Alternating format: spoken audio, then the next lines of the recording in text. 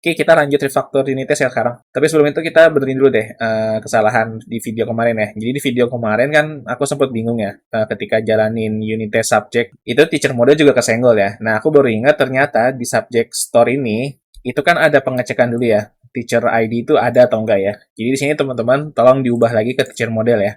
Di bagian atas juga diubah ke teacher model, terus dikasih catatan, cek apakah teacher ID tersedia atau tidak ya. Jadi nggak lupa lagi nih ke depannya ya. Karena kemarin aku sempat bingung plus panik ya. Mungkin karena dampak kecapean juga. Aku bingung kok subject store nyenggol ke teacher model kan seharusnya enggak. Dan aku lupa bahwa ada pengecekan di sini. Dan aku main langsung ambil keputusan, oh ya ini seharusnya teacher model nggak di sini tapi diganti jadi subject model. Padahal enggak. The reason why kita kenapa pakai teacher model di sini ya karena kita mau ngecek ID teacher-nya ada atau enggak, valid atau enggak. Ya, jadi tolong dikembaliin ke teacher model lagi ya. Sorry nih kalau bikin bingung. Jadi intinya kemarin kita ada faktor model, tapi ya ini nggak perlu diubah lah intinya ya. Jadi teman-teman bisa cek lagi di base modelnya ya. Intinya adalah kita cuma mau mengganti run query dan jadi run prepared query ya. Kemudian untuk bagian delete juga kita ganti jadi soft delete. Kemudian di modelnya ya sudah, kita tinggal jalanin run prepared query, kemudian query dimasukin ke parameter query, kemudian bind paramnya dimasukin ke parameter param. Apabila perlu respon, kita kasih with responnya jadi true. Intinya seperti itu ya goalsnya kemarin ya.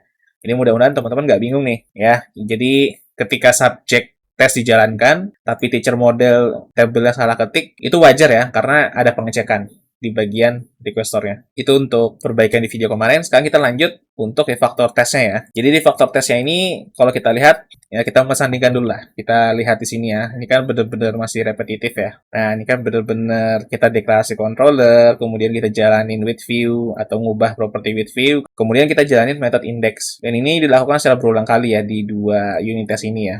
Oke, sebelum itu, kemarin aku sempat searching juga ya. Katanya ini nggak bisa dibilang unit test, tapi udah bisa dibilang function test ya. Tapi aku nggak mau bahas itu dulu, tapi yang jelas sini unit testnya bisa bekerja ya, dan bisa membantu kita mencari error yang di mana. Jadi aku belum mau bahas unit test lebih dalam lagi. Jadi nanti aku maunya bikin tutorial baru, bikin playlist lagi untuk bahas lebih lanjut tentang unit test. Jadi kita bikin seperti ini dulu nggak masalah ya. Yang diharapkan di sini adalah teman-teman bisa menerapkan DRY, do not repeat yourself, lebih paham lagi tentang PHP OOP, dan lebih paham lagi tentang PHP MVC.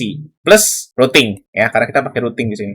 Oke, jadi yang paling pertama adalah kita bikin abstrak dulu. Kita bikin namanya abstrak test ya. Atau teman-teman mau pakai base test juga boleh, mau pakai test aja juga boleh. Ya, jadi kalau misalnya teman-teman kemarin bingung, kok master data nggak pakai base master data, tapi abstraknya pakai master data aja. Kemudian untuk model kok base model, kenapa nggak pakai model aja atau abstrak model? Boleh-boleh aja ya, sebenarnya bebas ya. Selama nggak ada kesepakatan di tim, ya itu bebas lah. Mau teman-teman namain abstraknya apa, interface-nya apa, kecuali untuk controller sama model ya. Kalau itu memang harus. Lebih baik controller, ya sudah. Jadinya subject controller dan nama kelasnya juga seperti itu. Tapi untuk abstrak sama interface karena jarang dipakai. Jadi aku juga jarang nemu aturan paten ya untuk abstrak nama interface. Jadi bisa dibilang bebas lah teman-teman mau namain itu apa.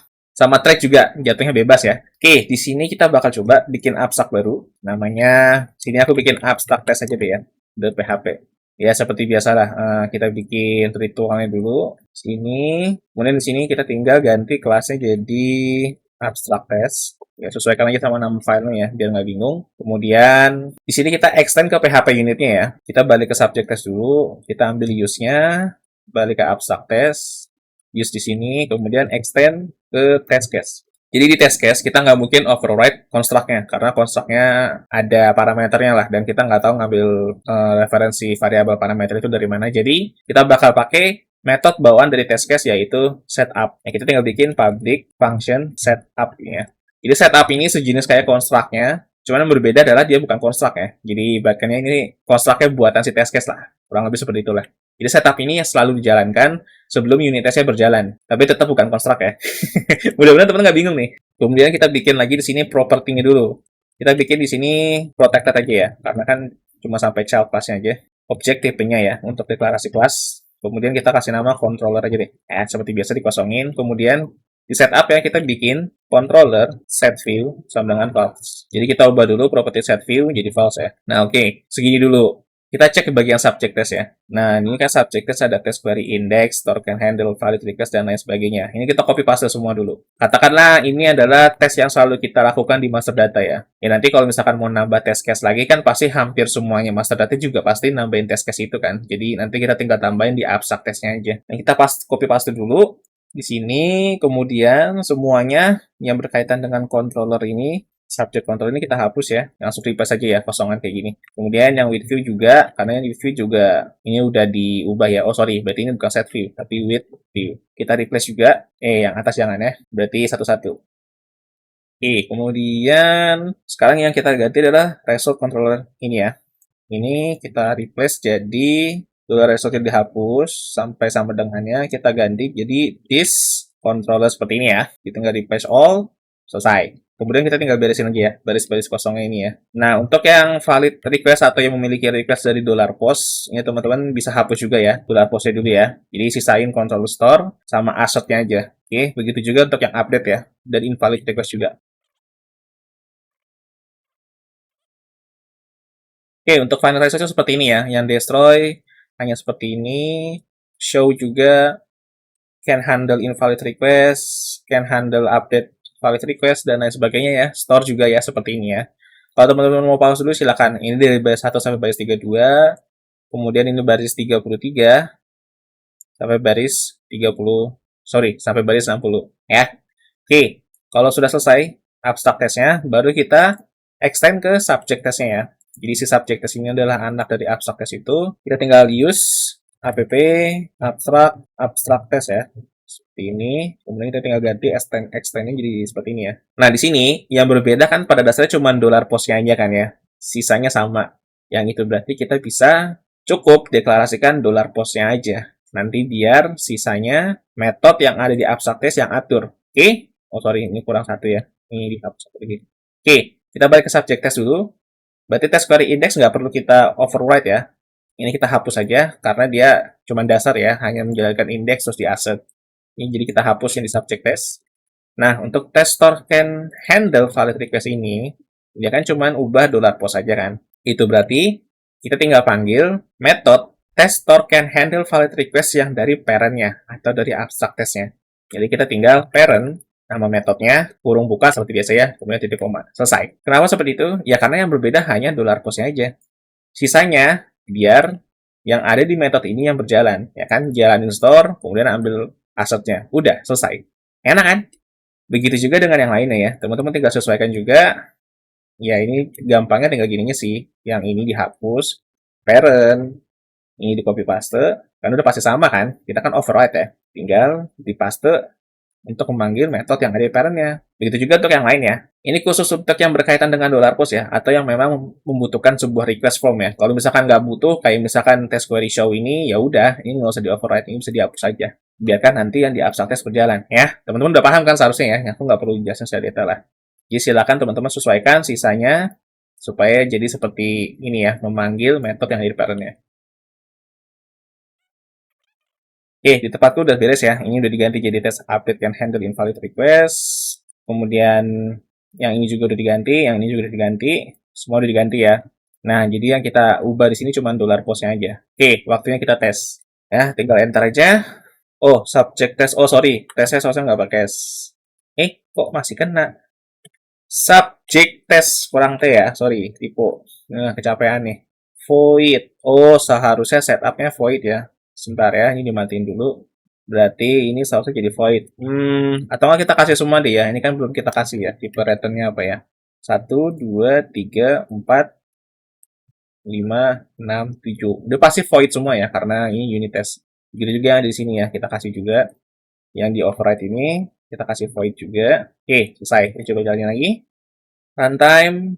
Wah, error semua. Oke, kita kelupaan satu hal di sini. Jadi setelah tadi errornya semua ya, karena kita lupa bahwa kita belum melakukan set property controller yang kita deklarasikan di abstract test ini ya. Jadi ini isinya masih nol lah bisa dibilang. Jadi di subject test kita override dulu ya method setupnya ya. Kita tinggal bikin kayak biasa lah, sama aja. Oke, jadi kita deklarasikan kelasnya di property controller yang kita deklarasikan di abstract test. Tinggal parent set up. Ya, kita jalankan metode setup yang ada di parent-nya. Sama satu hal lagi, jangan lupa deklarasikan use-nya juga ya. Use app controller subject controller. Oke, kita coba jalanin lagi ya sekarang. Command prompt. Oke, ternyata masih error. Nah, ini ada salah ya di abstract testnya ya. Seharusnya di abstract testnya ini nggak ada dolarnya ya. Dollar this, kemudian controller. Jadi nggak ada dolarnya. Kita coba jalanin lagi ya. Oke, ini ada salah. Katanya violet asserting that null is true. Is object. Oh, dolar resultnya hilang. Oke, ini dolar resultnya hilang ya. Jadi seharusnya tadi kita request, seharusnya kita nggak hilangin variabel dolar resultnya ya. Jadi balik ke abstract setup, teman-teman setiap kali menjalankan metode dari konsolnya, jangan lupa di return dulu ke variabel result ya. Soalnya tadi nggak dihapus nih, salah ya. Tinggal kita benerin lagi, kita balikin lagi. Kurang konsentrasi nih, belum diseruput kopinya. Oke, kita coba jalanin lagi ya komennya ya. Subject test, dah aman ya, centang semua. Oke, berarti kita tinggal ke teacher test ya. Kita tinggal sesuaikan sesuai yang ada dari subject test tadi ya. Oke, kita balik ke teacher test. Tinggal kita sesuaikan refaktornya sesuai dengan subject test tadi ya. Berarti di sini tinggal indeks yang hapus. Kemudian yang lainnya juga, yang show hapus, yang destroy juga hapus. Tinggal kita balikin lagi yang ini, panggil ke metode parent-nya ya. Parent test update can handle invalid request. Jangan lupa deklarasikan void-nya ya, kalau nggak nanti kena error. Karena di parent-nya juga mendeklarasikan void-nya ya.